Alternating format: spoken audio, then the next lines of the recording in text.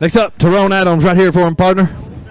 He's on the co-angler side. He's got 5 in the bag. Good job out of the back of the boat. Tyrone Adams, co-angler, 5 bass. Going to go 14 pounds, 13 ounces. Got you sitting 6th right now. Good job, partner. Yes.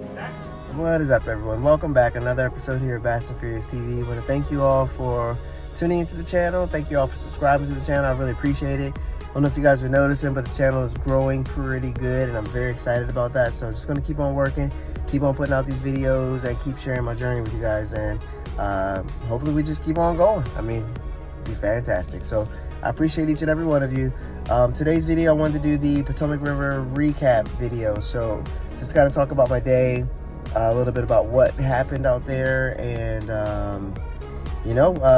plans going forward. So Potomac River, started my morning off. I'll just jump right in. Started my morning off like normal.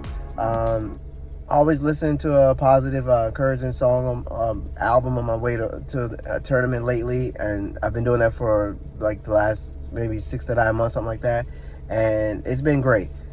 Basically, what the one thing it just reassures me is that, win, lose, or draw, I still have a lot to be thankful for, and there's a lot of wonderful things that are going on. God's still amazing, and my family's still here, smiling, laughing, joking. So I've got a lot to be thankful for. So it reminds you of those things on the way there. So if I have a great day, great. That's wonderful. Excuse me. If I have an okay day, okay. If I have a crappy day, okay. I think you watch these videos, you learn a lot from different people and different things like that. A lot of what it is that if you do have a great day, obviously learn from what you did on the great day, try to duplicate that. If you have an okay day, learn what you did, figure out what you could have done better. If you have a crappy, just awful day and you just hate the whole thing, learn from that day. I mean, that's probably the day you're going to learn the most. Is if you have a day like that, you'll learn the most from that day. On this particular day on the Potomac, there wasn't really much for me to learn as it relates to bass fishing. I got to do some things that I've done for a while that I love doing, that I enjoy doing. Learning how to be effective with those things where we were at was a key. But it gave me a chance to actually fish some baits that I have a lot of confidence in, and put them in front of the fish. And if I did that, I got bit. So a little bit about my day. I caught maybe 20 to 25 fish throughout the day. I had about maybe 7, 8 maybe keeper bites though. So I was catching a bunch of fish on different presentations. I tried different things, but I had a fish on my third cast in. Pretty much the same thing that happened to me at Kerr Lake. Third cast in, third cast in, bam, smoked. And it was like a 3-pounder. And I'm like, whoa. You telling me that I made a decision on the start of my day to get keyed in. And I'm like, if that's the deal, and these fish are around. Sorry, guys, one sec. I said, if that's the deal and these fish are around, I'm just going to keep this bait in my hand until they stop biting it. And that's the decision I made. I'm going to keep it in my hand until they stop biting it. And I did that. They stopped biting it. So I switched. And I was like, let me try a different color. I'm not sure if it'll work. Let me try it. First pitch out, smoked. I'm like, whoa. Okay. So it was a kind of similar deal that they were keying in on. The colors I were using were completely different spectrum colors, kind of. But man, I'm telling you, those 2 colors, I use those 2 colors all day. And I was doing something completely different than what my boater was doing. But, in the same stratosphere as him, but just doing something completely different. And we were fishing at a speed that it was comfortable, and I had the time to do what I needed to do to be successful. A lot of my casts, I worked them very close back to the boat. And sometimes I would get bit on the end of a long cast. I did that one time during the day, and I almost fell off the back of the boat. I set the hook on a long cast, and my rod just went like really wonky. The boater looked back at me and was like, dude, you good? I'm like, yeah, I'm okay. But I'm like, I think I whacked the power pole with my rod. Like, it was, oh man, it was bad. It was a horrible hook set. I still landed that fish though. Just want to point that out. Sometimes it's just your day, guys. Sometimes when you're on the water, things are going, it's just your day. You're not missing fish. So in this particular day, let me just go back with my baits. Yeah, I worked those baits. I worked them pretty good. Got them back to the boat. I had a lot of confidence in what I was throwing, and just kind of methodically approached every little avenue. I was using my baits to tell me what was on the bottom, what was going on the bottom, so that I knew how to approach what it was. And there was a certain stretch that I could always seem to get bit in. That's where I started rotating colors, trying to be a little bit more precise and with my cast, because when you're in the Potomac, you're fishing, you know, it's just vast stretches of stuff. So sometimes you can just cast all around and you'll get bit. Sometimes you want to be a little bit more strategic with where you're putting that bait at. So that kind of thing, just kind of dialing that in, obviously talking to my boater, understanding what he's doing, kind of looking at what I need to do, you know, working, you know, within a system. And I had a pretty good system going, a 1-2 punch. And that's kind of what I'm going to do a whole video on this about a 1-2 punch. You have to have a 1-2 punch as a co-angler. You have to get, on your best days, you're going to get dialed into 1 or 2 baits that are going to put fish in the boat for you. And you've got to get dialed into those baits. And when you do, you're going to have a phenomenal day. If you can't never get dialed in on those 1-2 baits, it's going to be a rough day. And I've had some of those this year. I could never get dialed in, or I never kept the bait in my hand long enough to be like, this is it. Because, you know, obviously if you make an hour and a half work of cast and you're not getting bit, something ain't right, or you're just not around fish. You might be throwing the right thing, but you're not around fish. It makes it really hard to dial in something if you don't have it. But in this particular case, I got a lot of confidence on my 3rd cast. You know, I'm catching fish, he's catching fish. I'm catching fish, he's catching fish. I'm catching fish, he's catching fish. I'm switching baits, he's catching fish. I'm catching fish again, he's catching fish. Lull for like 45 minutes. Nobody catches nothing. Then I catch another baby. He catches another one. I catch one. It was kind of like that throughout the day. So that, it was like, it makes it a lot easier when that's the deal. And that's kind of the same way it was at Kerr. Is that I'm catching, my boater's catching. I'm catching, my boater's catching. I'm catching, my boater's catching. Like, it kind of worked together where like we're just, you keep getting confidence within an hour to stay put and just keep grinding. So that's what I did. Just kind of kept my head down and kept grinding.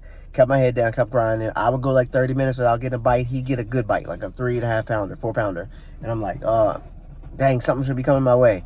Keep waiting, keep my head down, keep waiting. Bam, I get some. I'm like, okay, here we go. We're back again. Maybe small.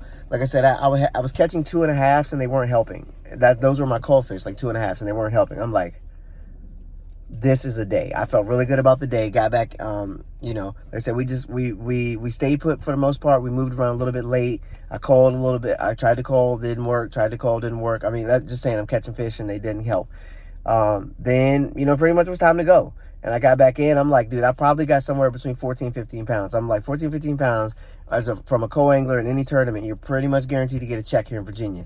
So when that happened, I'm getting really close. We're getting back in. I get to the weigh-in. It's like, it's feeling good. The day's going pretty good, and just kind of kept it from there. All right, so with that being said, like I said, so my baits that I use in particular for myself, they caught my fish. I caught them on a shaky head, and I caught them on a drop shot. I know you guys are mind blown, right? Just astounded, like, oh my goodness. Shaky head, drop shot, and my cold fish actually was, my shaky head and drop shot got me four keepers. My 5th keeper came on the 13 fishing jabberjaw. That was my 5th keeper. Good quality fish on the jabberjaw. Bam, I'm like, yes, number 5, got him, feeling good. I already had like 12 pounds before that, so number 5 came in, almost a 3 pounder, which is my 14-13. So 5th fish, jabberjaw, very excited. I was super excited. Jabberjaw, I mean, just yanked him in the boat. Like, oh man, it was great. So I was super excited about that. But shaky head, drop shot, those are my 2 deals all day. And that's like, I caught 2 fish on the jabberjaw. I caught 2 more fish on a different crankbait. Can't remember what it was. 2 more fish on a different crankbait. Those were call fish, but they didn't call. I tried to call with them. They didn't call. Jabberjaw got me number 5. And like I said, shaky head, drop shot. Now, I want to take it back a little bit. I fished the shaky head and the drop shot at James River. And the shaky head and drop shot is what I got bit on day 1 when I fished with Ike. I got bit on the shaky head and the drop shot. I caught 1 fish on the shaky head. I lost the fish on the shaky head. I lost another fish on the shaky head. I caught 1 on a drop shot. That's my day with Ike. That's what I had. Those are my chances. So you guys remember the part I just said about 2 fish that I lost on a shaky head. Part of that, I feel like, and was the action rod reel. I didn't have the proper action for the weight of the shaky head I was throwing. Lighter shaky head, it would have been better. This shaky head I was throwing a little bit heavier. It's one I haven't thrown a lot. It's new for me throwing this year. Like literally the Bassmaster Open was the first time I've actually thrown that shaky head, that weight on a consistent basis. I normally throw an 1/8 ounce shaky head. If you guys know anything about me and follow my channel, I'll throw an 1/8 ounce shaky head. Lately I've been throwing a 3/16 ounce. 3/16 ounce. And the stuff I'm using for it, I don't think it's the right stuff. So I managed to get that 1 in. It was fine. So I didn't think to change my setup. It burnt me on the next fish, which was about a 2 pounder.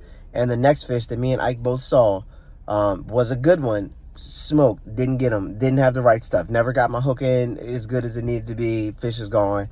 And those are my 2 missed opportunities in the Bassmaster Open that I feel like would have put me in check range. If I caught those 2 fish, got rid of that 1 pound or 14-ounce fish I had with a 2-pounder, and then caught the next one, it would have been good. So this tournament, what did I do? Changed my setup. I went a little bit heavier action on the rod, and a little bit bigger on my reel, I believe. It might be similar size reel, but a different reel, different rod. It's not the stuff itself, it's what I was using. That rod I typically use, the rod I was throwing my shaky head on is also my wacky rig rod and also my drop shot rod. It doesn't work, okay? I'm just putting it out there, it doesn't work. I had to beef up my stuff a little bit for the 3/16 shaky head. My line, you know, a couple things I had to change. And I go back to the next tournament, BFL, Potomac River. I didn't lose a single shaky head fish. I didn't lose one. I stuck them all. And we're talking 3-pounders, man. We're talking 3. I landed one that was a 3.5, almost 4. I don't know if I got him on a drop shot or shaky head, but drop shot, I didn't lose a single fish on a drop shot.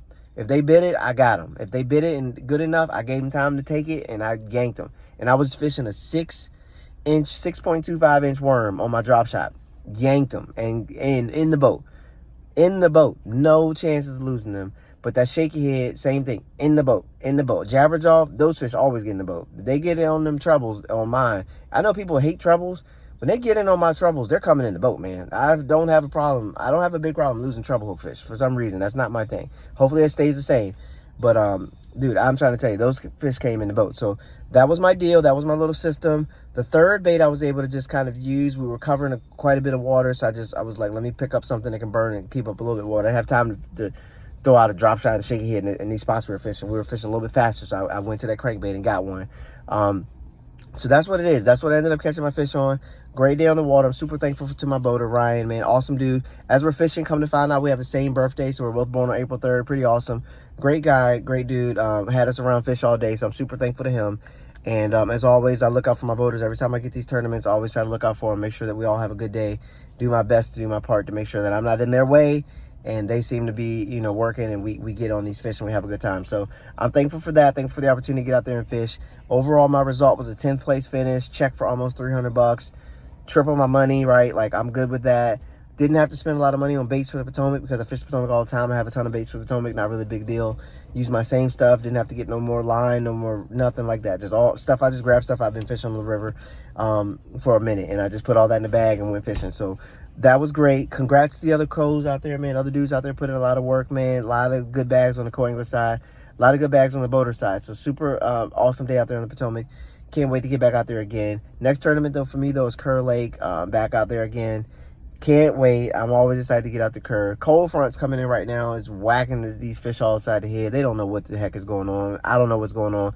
I got a hoodie on right now, but this morning I was freezing. Right now I'm sweating. Like, it's the craziest thing in the world. The weather is insane. In the middle of the same days is insane. So fished the tournament last night. You know, got out there with a hoodie, felt great. By the time 2.5 hours in, I'm freezing and looking for an exit. So, like, it was insane. So I don't know.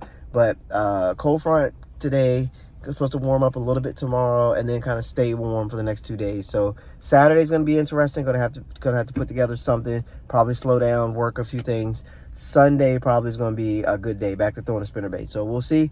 And spinnerbait and a crankbait. And so we'll see. I'm very excited. Looking forward to both of those. But I appreciate you guys joining on my journey. Appreciate all that. Hopefully information helps. Like I said, I try to give as much as I can in these videos. I am working on a 1-2 punch video just to give you guys a kind of a precursor. I got that video coming out soon. Just talking to you from co-anglers from the back of the boat.